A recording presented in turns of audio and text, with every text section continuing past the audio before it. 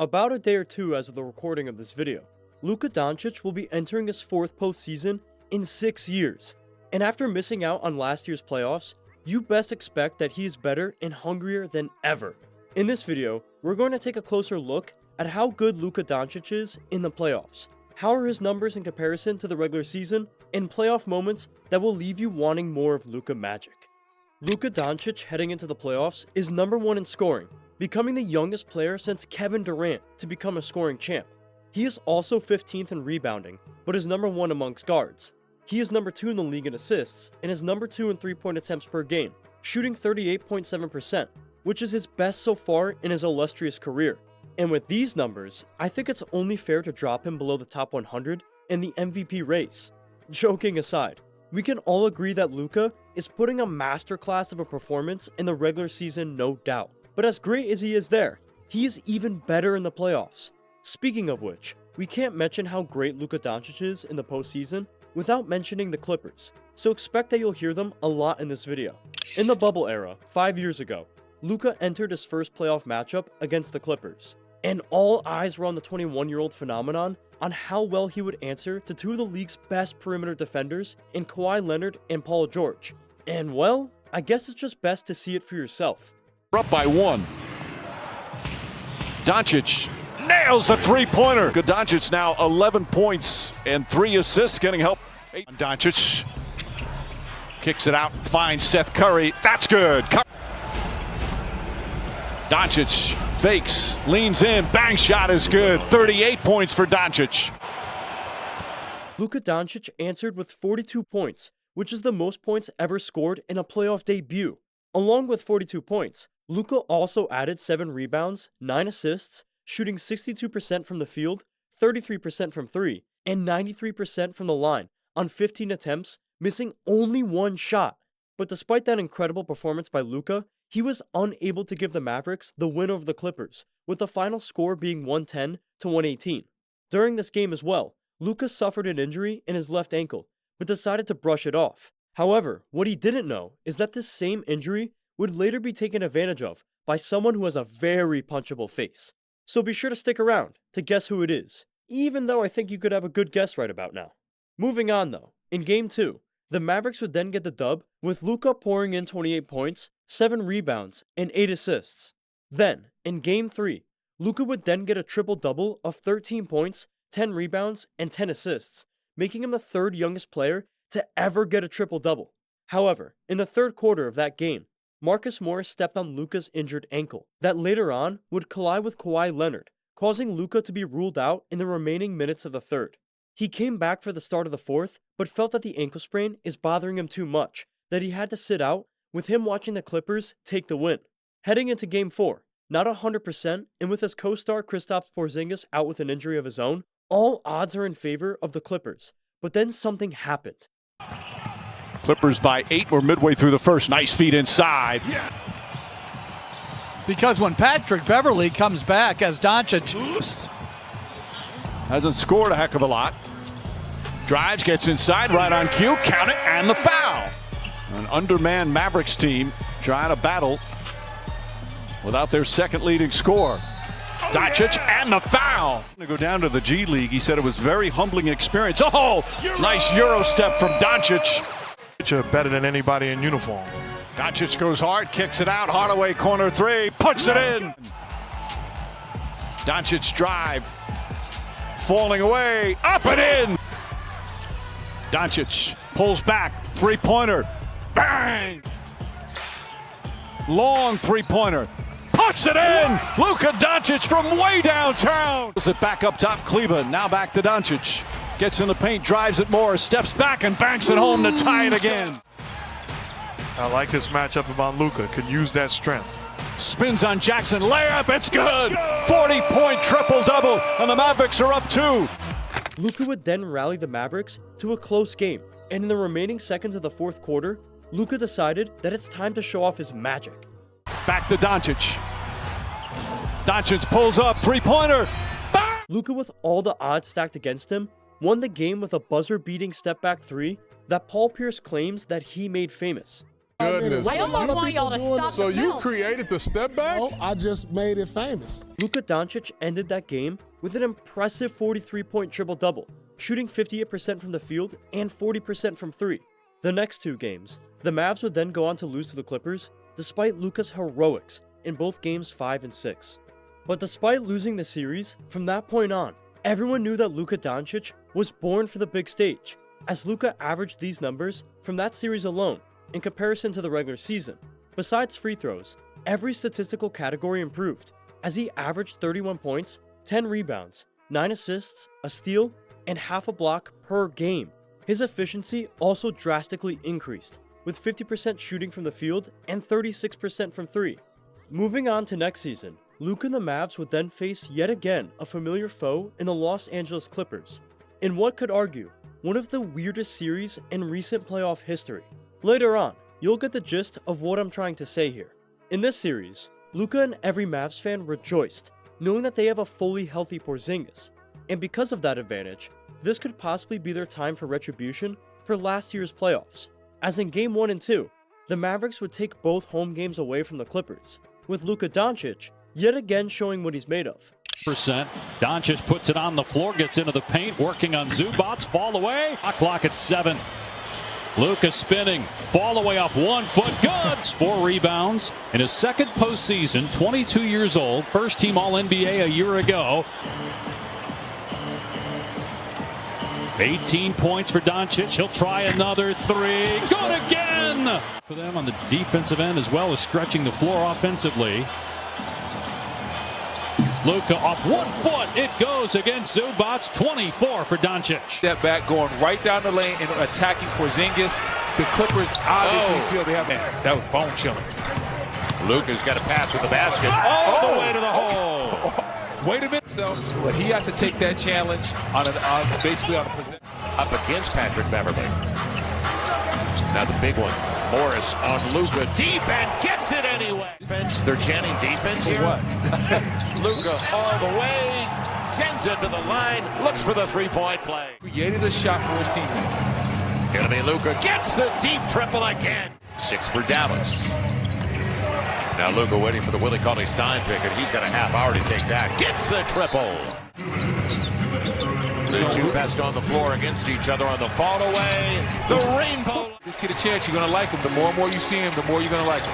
Luka gets the triple on the move. Wow.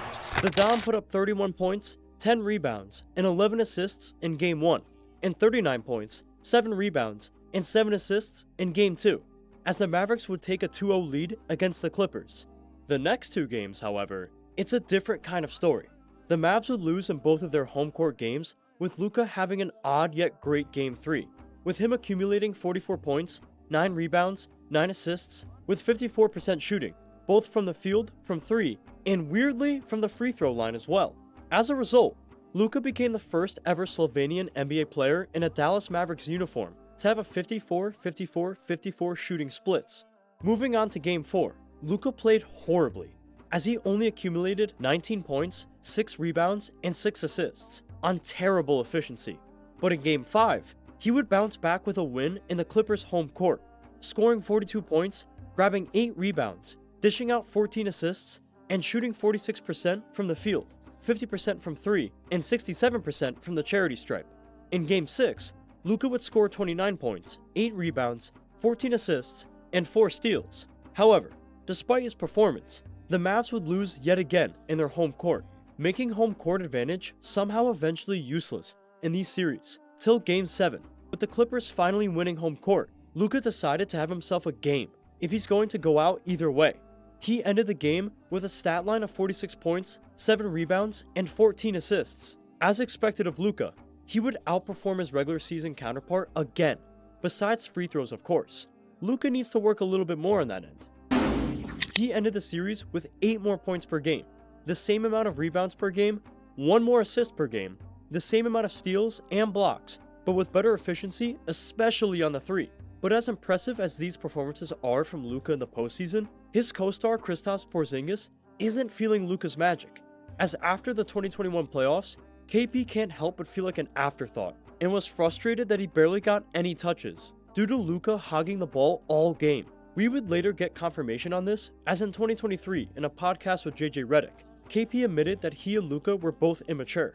We both tried to make it work, you know. I think communication, like maturity, communication on both of our parts should have been better. Soon after, the next season, Porzingis got traded along with an unprotected second-round pick in exchange for Spencer Dinwiddie and Davis Bertans, a trade that would tremendously help Dallas in that year's playoffs, so much so that it eventually led Luka to meet his son. A game before the 2022 playoffs started, Luka ended up with a left calf strain during the last few games of the season against the San Antonio Spurs, causing him to miss 2 weeks of action, including games 1 to 3 in the Jazz series.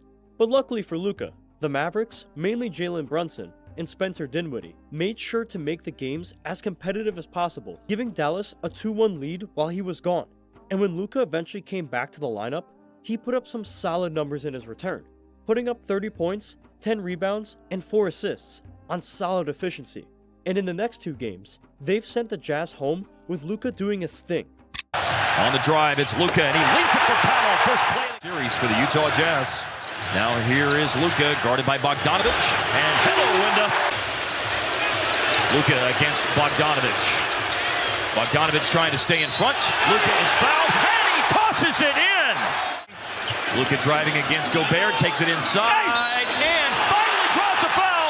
An acrobatic finish. Bogdanovic with 3 fouls. Luka backing down, shoots a turnaround. Yes, sir.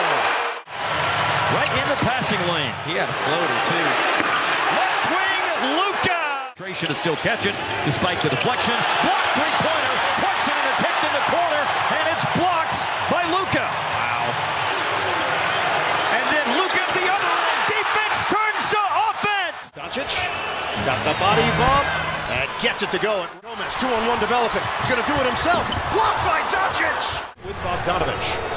Doncic, step back 3, bucket to lead the Mavs. Doncic, oh yeah.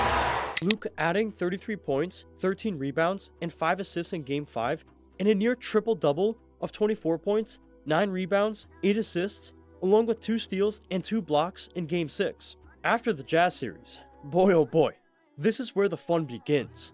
The Mavericks would then have their infamous series against the Phoenix Suns, the team that won 64 games that very season.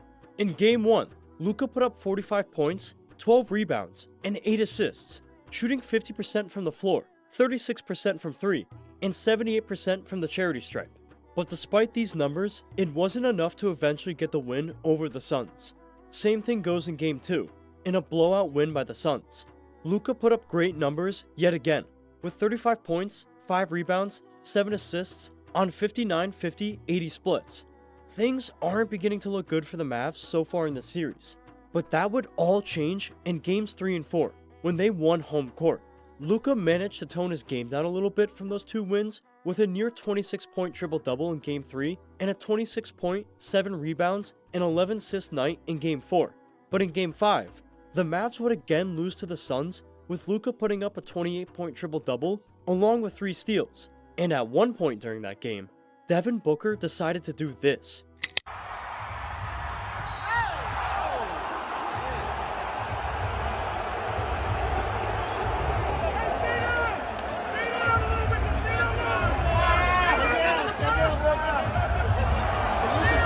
Then the rest is history. Everybody acting up, but they up. Everybody acting up. Enter Game 6 of the series. Luka and the Mavs torched the Suns with a 113-86 victory, with Luka putting up 33 points, 11 rebounds, and 8 assists to force Game 7. It's win or go home for the Mavs in Phoenix. Or in this case, just win for the Mavs, because the Phoenix Suns, well, just roll the clips. The dancing drive with their patented spinner and a quick 2. 80 to 85% of the time. Here's the step by Luka. And 2 games to none. Doncic 3, good! 3 assists as well. Cam Johnson working him down low. Doncic with a bump in the spin. Another 2, and he's got 12. Here we go again. The isolation. Into Ayton. The bump in the fadeaway. Split. For 16. into Biombo, doubled inside. Every single thing about his game that gives him comfort. Doncic, what a hard shot. Here in the first half. Stunning. 27-point lead. Down goes Johnson. Luka. Bullseye. Oh, no. They're shredding him. Is on him. Shot clock at 4. And a step back. It ain't right. It is not. The Mavs won the series 123-90, with Luka nearly outscoring the whole Suns starters 35-37. Yikes. Luka, in addition to his 35 points, also grabbed 10 boards and dished out 4 assists on elite efficiency. And to put the cherry on top, 27 of his points came in just the first half of the game. And at the end of the third quarter, they were already up by 42 points. And despite CP3's best efforts to rally the Suns, with him hitting a huge 3, it was already over to begin with. Luka in this series alone averaged 33 points, 10 rebounds, 7 assists, and 2 steals, while shooting 48% from the field, 34% from 3, and 76% from the line. Soon after the series with the Suns though, they would ultimately receive their defeat against the eventual champions, the Golden State Warriors. Regardless of that series loss though, in typical Luka fashion, he put up a show, with 32 points, 9 rebounds, 6 assists, half a steal, and a block per game, all while having a 41-34-77 split. And per usual, he managed to yet outplay his regular season stats. And in case you're wondering what Luka's playoff average so far in his career is, here are the numbers. 33 points, 9 rebounds, 8 assists, 1.5 steals, and half a block, all while shooting 47-37-69 splits. His 33-point playoff average is also the second most points ever in NBA history, with MJ being number 1 of course. And who knows, maybe if he continues this pace, he might reach that milestone, but I think that's the least of his worries right now. Now, heading into this postseason, Luka along with Kyrie, who has performed greatly during Ramadan. We have a video about that by the way, link in the description if you want to check it out. To continue on, both him and Luka, as well as the Mavericks, will be facing off against the Clippers for the 3rd time in 5 years. Could this finally be the time for Luka and the Mavs to beat them? Will Luka yet again outscore his season average in the regular season? Make sure to comment down below on what you think. And please be sure to like, subscribe, and click the bell icon for more videos just like this one.